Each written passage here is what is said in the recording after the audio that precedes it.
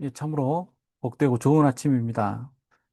이제 저희는 이 로마서를 넘어서 스가랴서를, 이제 함께 들어가도록 하겠습니다. 어, 이미 지난 주일부터 시작해서 저희가 스가랴서 1장을 다루었고요. 묵상을 하셨으리라 생각을 합니다. 스가랴 선지자의 이 말씀은 연대기로 보자면, 이 다리오 왕 때를 이야기를 하고 있어요. 다리오 왕은 이제 이 시기가 유다 왕국이 지금 존재하지 않는 그 시기이기 때문에 아마 이 다리오 왕 통치 연대를 가지고 기준을 가지고 기록하고 연대를 설명하고 있다라고 이해하시면 될 것 같아요. 이 다리오 왕은 주전 522년경부터 486년까지 페르시아 전체를 통치한 다리오 1세를 이야기하죠. 그 시기에 아마 주전 520년 그 10월 그에서 11월 사이 어간 이쯤에 받은 말씀을 이 기록하고 전하고 있습니다. 이 시기는 유다 백성이 성전 건축을 재개한 직후라고 볼 수 있겠어요. 그래서 이 성전 재건을 이제 시작한 언약 공동체에게 하나님께서 스가랴 선지자를 통해서 회개와 영적 갱신의 메시지를 전하고 계십니다. 스갈에서 1장 7절에서 6장 앞서서 우리 오늘 보는 본문 포함하여서 6장 15절에까지 스가라는 하룻밤 동안에 받은 8개의 환상을 기록하고 전하고 있어요. 그 첫 번째 환상이 1장 8절에서 17절에 나와 있는 말탄 자들의 출현에 관한 것이고, 두 번째 환상이 1장 18절에서 21절에 나오는 넷불과 네 명의 대장장에 관한 이야기입니다. 대장장을 통해서 유다를 괴롭혔던 그 넷불을 어, 그, 제거하시는 그런 내용이죠. 그다음 세 번째 환상이 유다 공동체에 대한 그 미래에 대한 이야기인데 그게 2장 1절에서 13절에 대한 이야기입니다. 그리고 오늘 저희들 본문 네 번째 환상으로 3장 1절에서 10절에 있는 이 본문이 어, 바로 네 번째 환상을 기록한 내용이죠. 그러면 한번 우리 3장 1절에서 10절까지 한번 읽어볼까요? 대제사장 여호수아는 여호와의 천사 앞에 섰고 사단은 그의 오른쪽에 서서 그를 대적하는 것을 여호와께서 내게 보이시니라. 여호와께서 사단에게 이르시되 사단아 여호와께서 너를 책망하노라. 예루살렘을 택한 여호와께서 너를 책망하노라. 이는 불에서 꺼낸 그슬린 나무가 아니냐 하실 때 여호수아가 더러운 옷을 입고 천사 앞에 서 있는지라.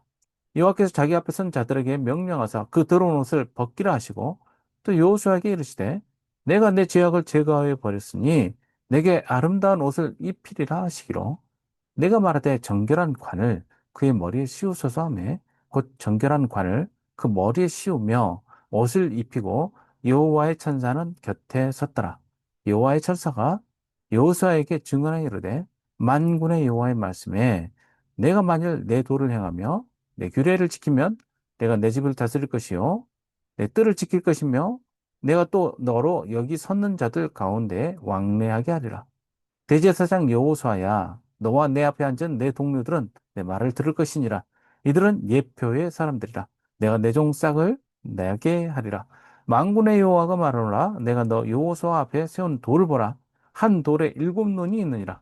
내가 거기에 새길 것을 새기며 이 땅의 죄악을 하루에 제거하리라.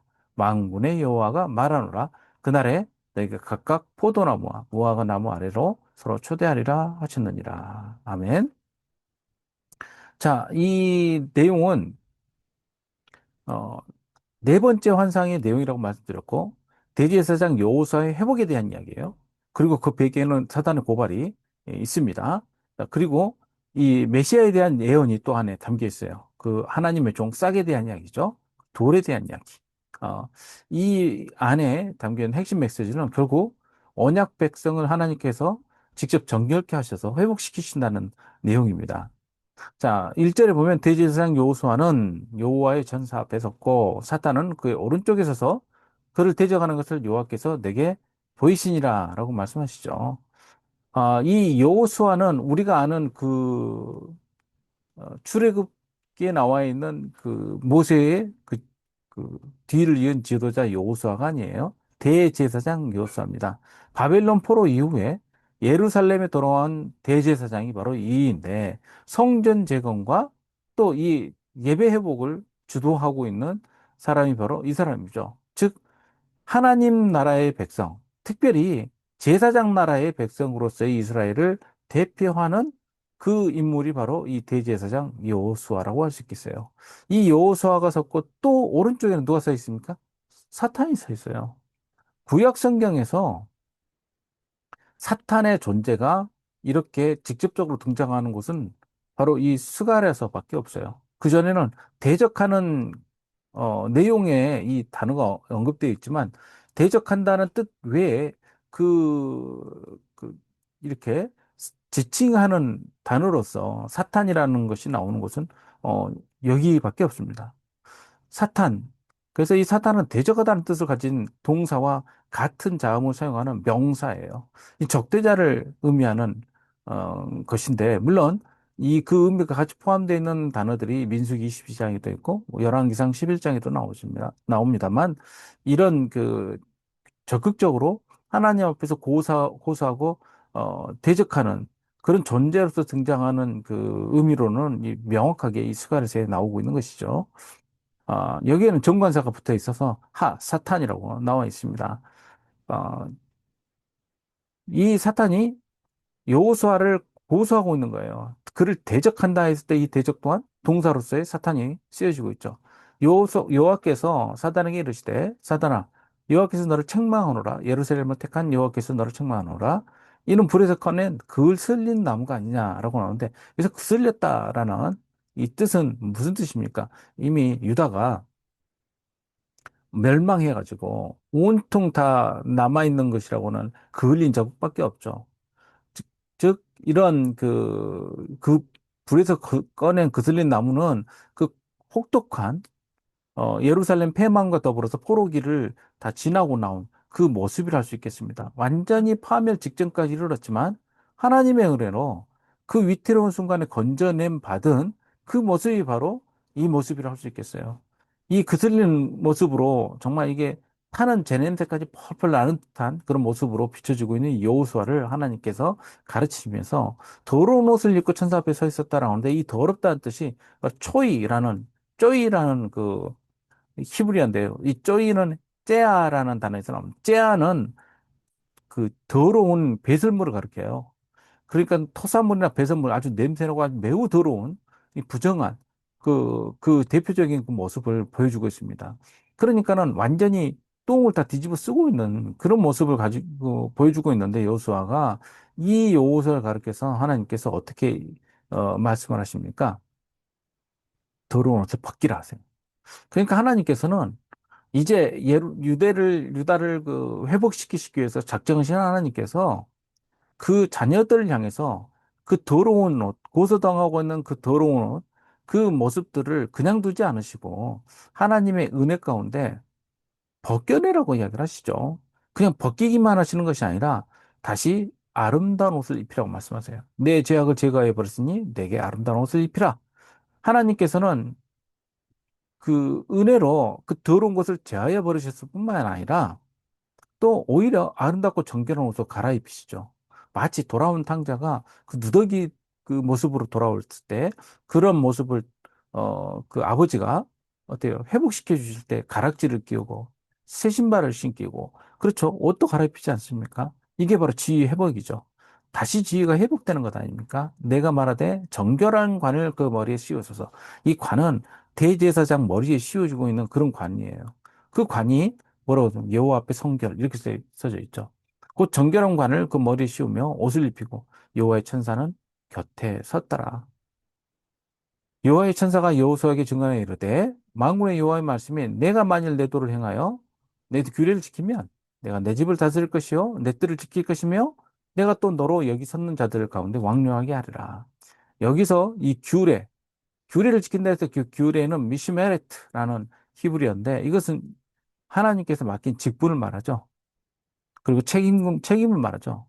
이것을 어떻게 하냐면 그냥 받고 끝나는 것이 아니라 이 규례는 응당 지켜야 되는 거예요. 그래서 이 미슈메레트라는 히브리 안에는 뭐가 들어있냐면 이 샤마르라는 단어가 들어있어요. 이 샤마르는 그 보호하다 또 지킨다라는 뜻이 담겨 있습니다. 그러니까 이 규례는 그냥 받고 끝나는 것이 아니라 마땅히 보존하고 지켜야 되는 그 내용이 바로 이 규례라고 할 수 있겠습니다. 그리고 왕래하게 한다라는 것은 하나님께서 그 권한을 회복시켜 주신다는 뜻이죠. 즉, 하늘 법정에서 하나님을 섬기는 천사들의 그 존재들 앞에, 그 존재들 앞에서 하늘을 출입하면서 하나님 앞에 다가설 수 있는, 나아갈 수 있는 권한을 다시 부여받는 것 아닙니까? 음, 이러한 말씀으로 다시 하나님께서 약속을 주시고 언약을 어, 주시죠. 그 사명을 다시 허락하시는 것 아닙니까? 하나님 앞에 나설 수 있는 사명 말입니다. 대제사장 여호수아야, 너와 내 앞에 앉은 내 동료들은 내 말을 들을 것이니라. 이들은 예표의 사람들이라. 내가 내 종 싹을 나게 하리라. 예표의 사람이라 했을 때 이 예표, 모페트라는 것은 기적 그리고 미래에 일어날 징조를 이야기할 때 쓰는 단어예요. 즉 하나님께서 징조를 주시는데 여기서 이 내 말을 들을 것이니라 했을 때 이 쉐마 그리고 뒤에 나 플리스라는 청유형이 담겨 있어요. 내 말을 들으라라는 이제 듣도록 하나님께서 부르시는 것인데 예표의 사람들은 하나님을 위한 그 사역을 하는 그 사람들이 바로 이 예표의 사람들이죠. 뭘 말합니까, 이 예표는요? 그 메시아를 설명하는 그 단어가 나오죠. 싹이에요, 싹. 이 싹이 바로 다윗의 줄기에서 날 자로서 공의와 회복의 통치자를 이야기하는 것이 바로 싹이라고 할 수 있겠습니다. 하나님의 종, 그리고 이 싹을 째마흐라고 말하겠는데, 이 째마흐가 바로 미래에 대한 예언이죠. 나의 종, 그 싹, 그리고 세운 돌이 등장합니다. 세운 돌은, 성경에서 보면은 뭘 상징하냐면요. 하나님, 그리고, 하나님께서, 어, 사용하시는 바로 구원에 관해서 표현할 때 이 돌을 이야기를 합니다. 대부분. 그래서 구원의 돌, 하에벤이라고, 에벤네셀이라는 그 도움의 돌이라는 그, 그 단어들, 그 이름들도 나오지 않습니까? 만군의 여호와의 선포가 이 안에 선행되어 나오고, 그리고 여호수 앞에 놓인 돌, 이 돌은 명확하게 정체를 드러내고 있지는 않지만, 이 일곱이라는 완전한 수와 또 그 눈으로 바라보는 하나님의 그 전시한 모든 것을 다 보시는 그 하나님의 완전한 눈이 같이 담겨 있는 이 돌은 결국 메시아에 대한 이야기죠. 만군의 여호와가 말하노라 그날에 너희가 각각 포도나무와 무화과 나무 아래 서로 초대하리라. 이 성경에서 가장 평화스럽고 그 그리고 가장 좋은 날을 뭐라고 말하냐면 포도나무와 무화과 나무 아래 앉아 있는 거예요. 그것은 여름과실 그리고 각각 가을에 그 출소할 그 봄부터 시작해서 출소할 수 있는 과일의 가장 대표적인 무화과와 포도나무를 그렇게 풍성하게 얻을 수 있고 그 나무 아래에 자족하면서 있을 수 있는 것이 바로 하나님의 은혜를 뜻하는 것이죠. 하나님께서는 그분의 자녀들을 잊어버리지 않는 분이십니다. 그리고 다시 회복시키시기를 원하시는 분이세요. 그 불구덩이에서 꺼낸 이 유다를 향해서도 그런 약속을 주셨던 것처럼 우리에게도 동일하게 약속을 주시기를 원하시고 우리를 회복시키시기를 원하십니다. 이 시대에 이 교회를 향해서도 하나님 동일한 음성을 들려주고 계시지 않을까요? 이제는 그 음성에 기울여야 될 것이고 우리 역시 하나님의 마당을 출입하는 자로서 우리의 사명을 기억해야 될 것입니다. 다시 기도하겠습니다. 아버지 하나님, 우리는 그 옛날 시대에 참 어려웠던 형편들을 성경 말씀을 통하여 또 보게 됩니다. 그 시대에 끝났던 어려움이 아니라 이제 우리의 시대에도 역시 동일한 영적 어려움 가운데 우리는 처해 있습니다. 이럴 때일수록 하나님의 뜻과 자비하심과 은혜를 바라보게 하시고 또 하나님의 사명을 맡은 자로서 우리들의 마땅할 사명, 그 규례를 잃어버리지 않도록 주님, 저희를 붙들어 주시옵소서 감사드리며 예수님의 이름으로 기도합니다. 아멘. 자, 우리 각자 기도 제목으로 기도하겠습니다.